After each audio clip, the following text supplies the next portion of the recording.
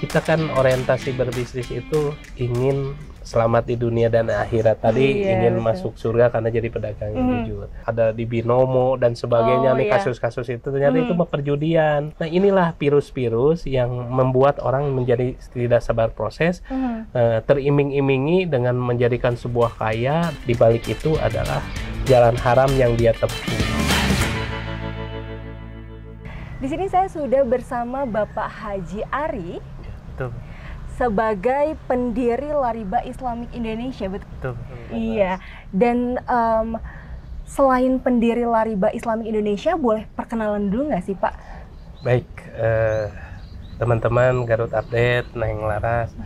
Alhamdulillah, saya Ari Ismail, pendiri dari Lariba Islamic Indonesia. Alhamdulillah, saya juga ada punya bisnis distro, namanya Outlet Mars di Garut. Alhamdulillah nih hadir juga. Jadi saya alhamdulillah bisa bersilaturahim dengan teman-teman Garut Update dan masyarakat Garut serta dalam acara podcast hari ini ya. Itu ya. Itu mungkin. Nah, ngomong-ngomong tentang Lariba Islamic Indonesia ini, boleh dijelaskan dulu nggak sih Pak kepada Sobat GU di sana? Baik, Lariba Islamic Indonesia adalah kumpulan para pengusaha muslim yang dalam bisnisnya terjauh atau terhindar dari hutang dan riba.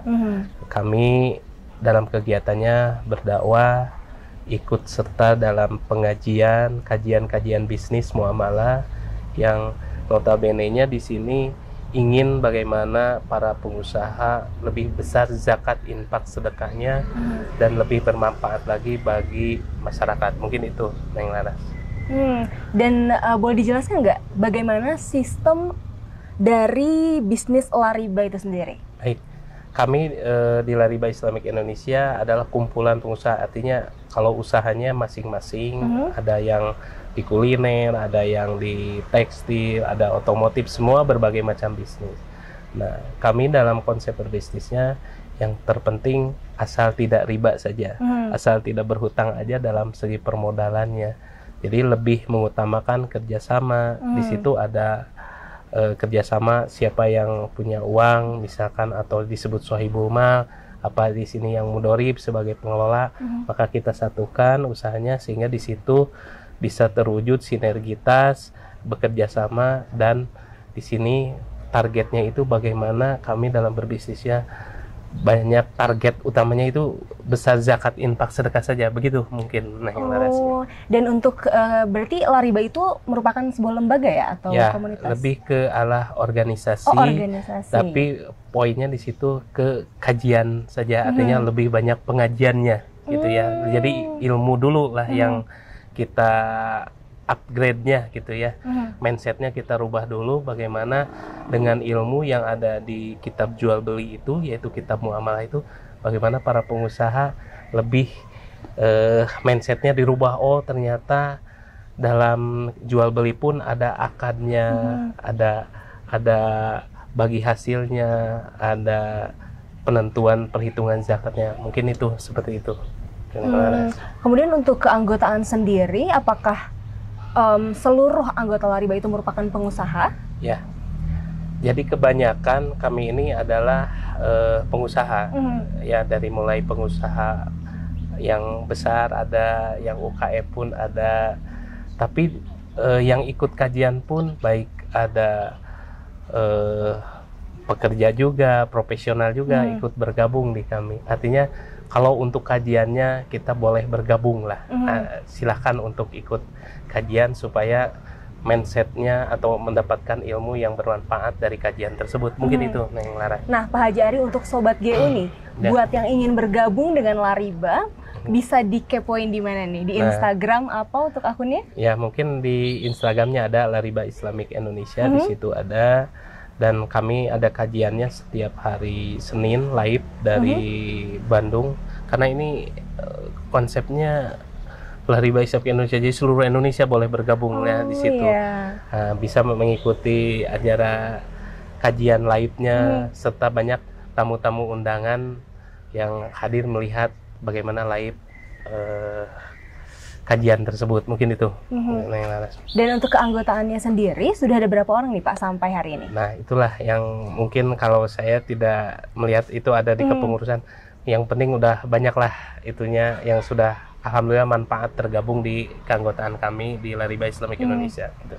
Nah, tadi kan sempat mention manfaat juga ya? Iya, nah, betul. Apa saja sih manfaat yang bisa didapatkan kalau misalkan orang-orang bergabung dengan Lariba Indonesia ini? Ya, pertama ketika bergabung dengan Lariba Islamic Indonesia, paling utamanya yaitu kita mengupgrade kapasitas ilmu kita. Jadi kapasitas ilmunya. Nah, kapasitas ilmu tentang apa? Pertama, cara berjualannya, mengetahui akad-akadnya, dan setidaknya mengetahui mana yang halal dan haram dalam jual beli, halal dan haram dalam bekerja sama. Mungkin itu Neng Laras yang poin utama benefitnya. Selain dari itu, konsep keberkahan inilah yang dituju oleh kami, yang jadi tujuan kami, bahwa berkah itu adalah tujuan dari mendapatkan dari usahanya itu. Jadi konsep berkahnya yang kita akan ambil gitu. Betul sekali, Masya Allah ya. Untuk Lariba sendiri kan riba, jangan tanpa riba ya. Betul. Dan selain riba sendiri tadi sempat kita berbincang-bincang di sebelumnya, katanya tidak boleh berhutang juga ya? Iya, betul.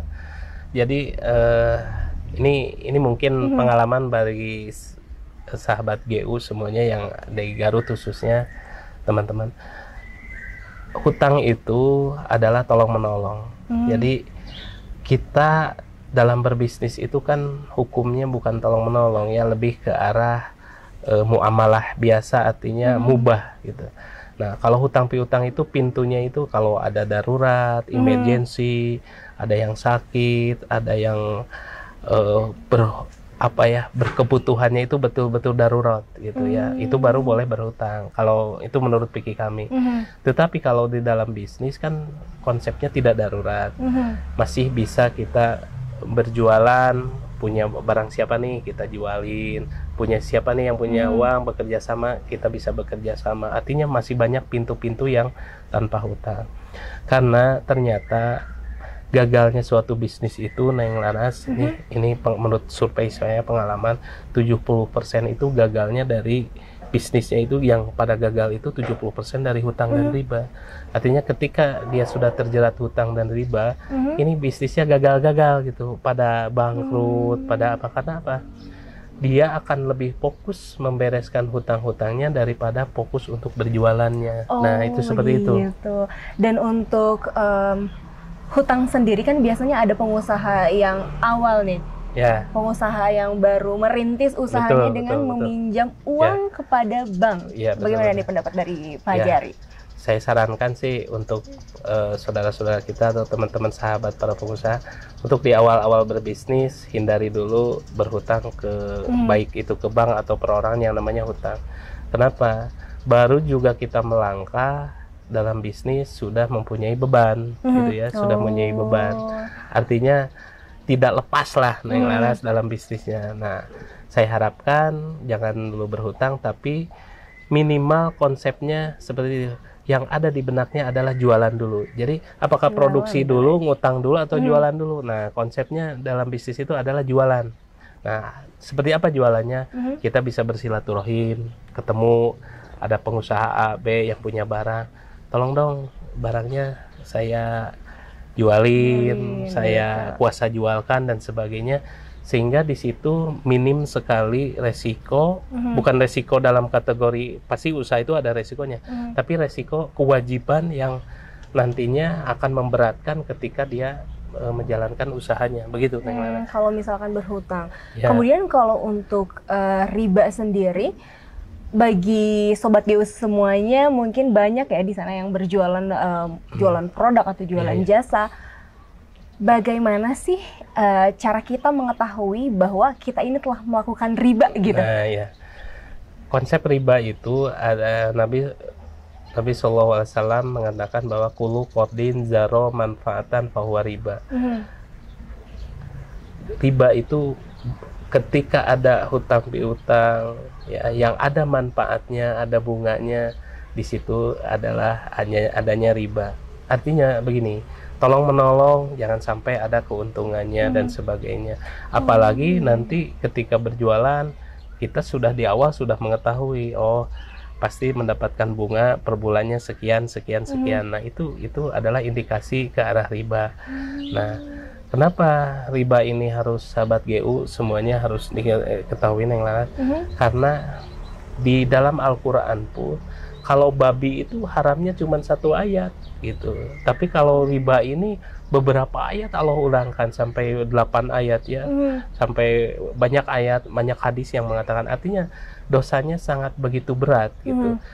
Yang paling beratnya adalah fa'ilam tab'alu biharbi minallahi wa rasuli, artinya mengajak perang kepada Allah dan Rasulnya. Inilah dosa yang berat gitu ya bagi pelaku riba. Artinya mudah-mudahan Neng Laras dan Sobat GU semuanya, kita ini kan ingin mencari berkah dalam berjual beli, dalam berdagang.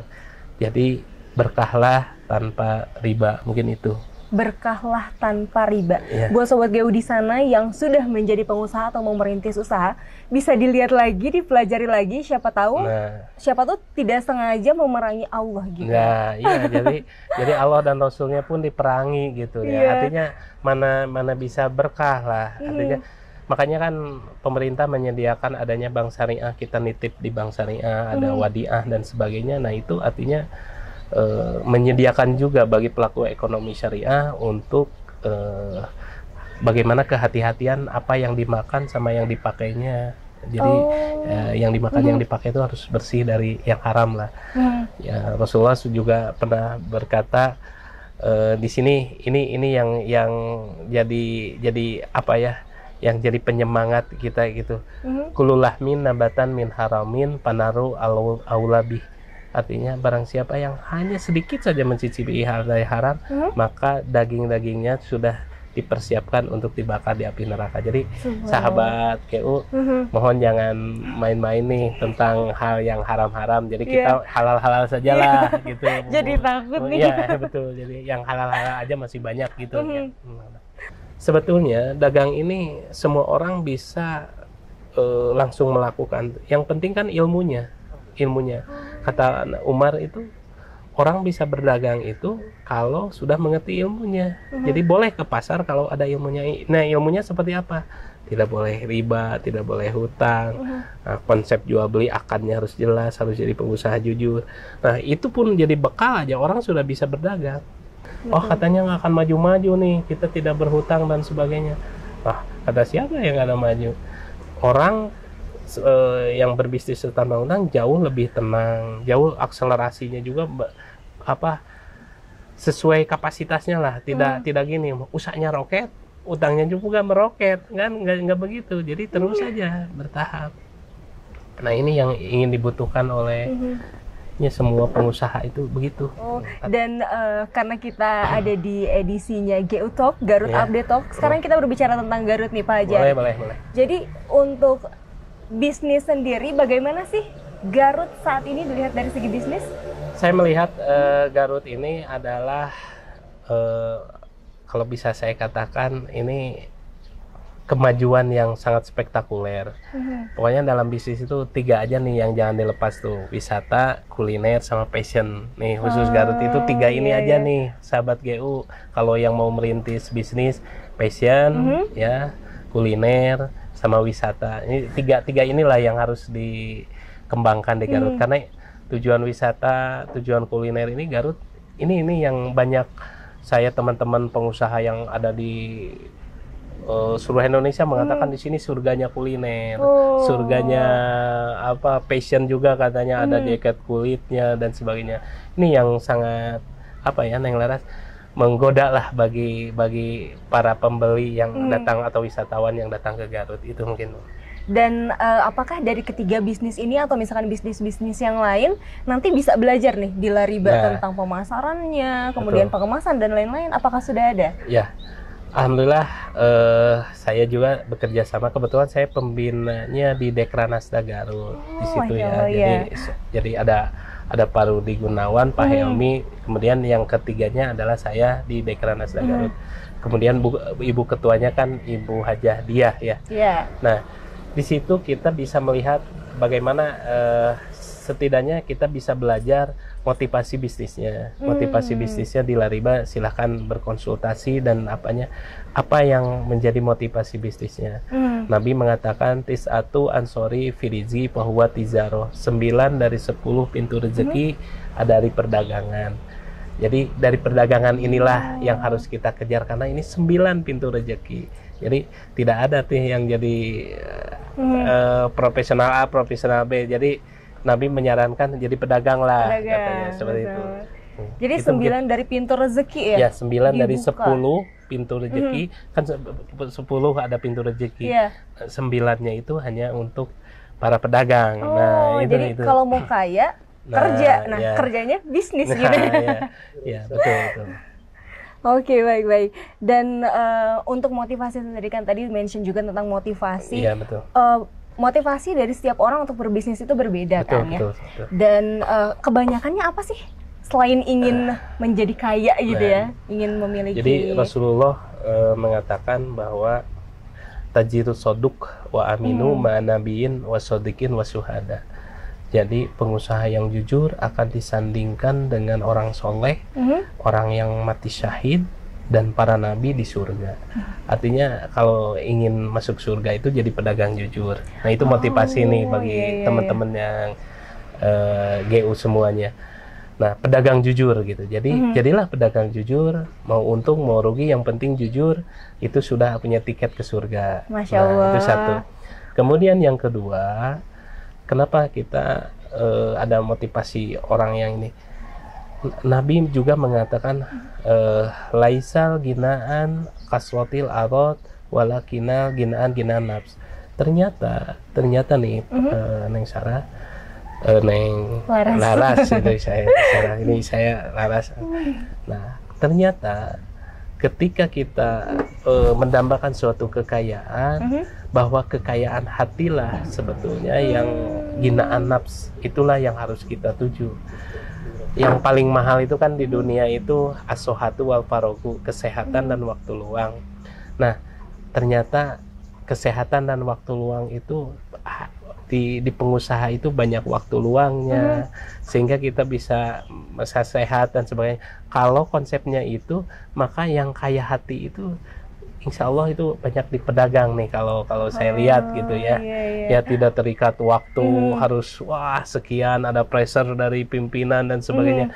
Kalau ini, nah ini yang menjadikan motivasi lebih ke arah bagaimana menjadi banyak lebih kaya hati, mungkin lebih itu seperti itu. Kaya hati. Boleh tanya apa sajakah tips and trick bagi pebisnis pemula gitu? Ya, baik. Para sahabat GU semuanya yang ini, untuk para pemula lebih utamakanlah berjualan gitu ya, berjualan aja. Jadi dimanapun kita berada jangan lupa berjualan. Kenapa berjualan? Karena ketika kita berjualan ya, akan mendapatkan sesuatu yang manfaat buat orang lain. Jadi kita jualan kuliner, orang lain merasakan bagaimana enaknya makanan yang kita bikin. Kita bikin passion, bagaimana merasakan orang nyaman dan pede pakai passion kita. Atau wisata, bagaimana hatinya merasa tenang. Nah, untuknya itu berjualan saja. Konsepnya berjualan, harus tetap semangat, jadi pengusaha jujur. Dan yang tak kalah pentingnya, banyak silaturahim, ya, silaturahmi. Banyak ketemu pengusaha-pengusaha sukses, ya, ketemu sehingga banyak inspiring yang masuk, dan itu menjadi motivasi yang paling kuat gitu. Nah, kemudian yang kedua ada lagi nih, jadikanlah dorongan yang kuat atau alasan yang kuat apa sehingga kita menjadi seorang pebisnis. Misalkan, misal ya, aduh gagal jadi PNS ya, Nah, bagaimana nih? Itu jadi dorongan kuat, mending jadi pebisnis aja. Atau gagal jadi institusi yang lain. Nah, itu jadikanlah jadi dorongan yang kuat. Atau pingin mengumrohkan orang tua, menghajikan orang tua. Nah, itu jadi dorongan yang kuat untuk menjadi seorang pebisnis. Mungkin itu. Dan tadi kan bukan hanya gagal jadi PNS, bagaimana jika gagal menjadi pebisnis? Nah, ini pertanyaan yang Mas, Masya Allah, luar biasa. Gagalnya seorang pebisnis itu ketika tadi pertama itu tidak sabar dalam proses. Tidak sabar ya. Jadi tidak sabar dalam proses, inilah kunci kegagalan. Artinya kita kan orientasi berbisnis itu ingin selamat di dunia dan akhirat. Tadi ingin masuk surga karena jadi pedagang yang jujur. Nah, tidak sabar dalam prosesnya itu. Nah, inilah kendala yang dialami oleh para pebisnis muda dan yang lainnya. Merasa ingin melihat ini nih banyak yang ini nih kan sekarang lagi gencar ya, ada di binomo dan sebagainya kasus-kasus itu ternyata itu perjudian dan ternyata itu memperlihatkan kekayaan dan sebagainya. Padahal nih orang-orang muslim itu ketika dia live ya dari IG dan sebagainya, bagi-bagi hadiah dan sebagainya, seakan-akan ini orang kaya dan sebagainya. Nah, inilah virus-virus yang membuat orang menjadi tidak sabar proses, teriming-imingi dengan menjadikan sebuah kaya dan sebagainya, padahal di balik itu adalah jalan haram yang dia tempuh. Waduh, nah, itu mungkin itu. Kalau untuk saham dan kripto yang sedang populer saat ini itu bukan bisnis ya berarti? Ya, jadi saya sarankan untuk orang muslim ya, terutama para pengusaha yang ada di Garut dan sebagainya, saya lebih menyarankan kalau berbisnislah atau berjualan yang benar aja. Ada barang, ada uang, ada keuntungan, ada kerjasama, ada yang jelas saja gitu. Nah, itu menandakan bahwa kita jadi pebisnis yang tangguh. Kalau kita lihat ada main A, main B, main C itu di luar kapasitas kita, yang yakinlah bahwa itu adalah hanya iming-iming saja gitu. Hanya membuat kita jadi tulul amal aja, jadi panjang angan-angan. Wah, ini kaya tuh seperti ini, mobilnya mewah, ternyata dapat ngutang. Oh, mobilnya itu ternyata dapat nipu dan sebagainya. Kalau masuk ke medsos itu kan, coba lihat kita kalau di medsos di IG, lihat orang senyum aja bahagia gitu, padahal lagi acting gitu, lagi apa. Nah, itu banyak teriming-imingi itu. Ya, berbijaklah terhadap apa yang terjadi, sabar proses lah. Itu mungkin itu harus sabar dengan proses. Nah, untuk Sobat GU, itulah tadi perbincangan kita ya tentang bisnis, terutama tentang Lariba Islamic Indonesia dengan Bapak Haji Ari Ismail. Dan untuk teman-teman semua di sini Sobat GU yang ingin berbisnis, memulai bisnis, nanti bisa langsung aja datang ke lokasi Lariba mungkin ya Pak ya? Boleh lah, kita ada IG-nya. Banyak sekali yang konsultasi dalam berbisnis atau apa. Mungkin nanti juga sahabat saya Kang Teddy yang di Garut Update akan mengunjungi program ke UKM-UKM yang buka usaha-usaha kecil. Nanti kita bikin semacam, ini bagaimana nih supaya bisnisnya lebih maju lagi, facelift tokonya atau cara pelayanannya gimana supaya memuaskan konsumen secara utuh. Mungkin toiletnya kita lihat nih bagus nggak nih kalau usaha retail nih, untuk representatif nggak untuk pengunjung dan sebagainya. Nanti itu bentuk keseriusan Garut Update juga untuk mendukung program bagaimana UKM atau para pengusaha yang ada di Garut menjadi lebih maju lagi. Mungkin itu yang narasinya. Betul. Sama seperti visinya Garut ya, bertakwa maju dan sejahtera. Nah, itu betul. Jadi Lariba Islamic Indonesia sangat membantu dalam segi bisnis, terutama ekonominya. Betul. Jadi ingin sekali kami bagaimana membantu pemerintah Garut pada khususnya atau umumnya, bagaimana zakat infak sedekah ini jauh ingin lebih besar lagi dan sebagainya, sehingga banyak yang merasakan manfaat kehadiran kami ataupun para pengusaha pun terangsang untuk supaya lebih besar lagi zakat infak, sehingga kita mindset untuk beralih dari konsumtif menjadi yang lebih produktif, mungkin seperti itu. bukan hanya konsumtif tapi juga produktif gitu ya. Dan mungkin ini juga bisa menjadi lapangan pekerjaan untuk sobat Geo semuanya betul. yang masih mencari kerja gitu ya. Bisa tadi istilahnya mungkin sekarang reseller ya. Betul.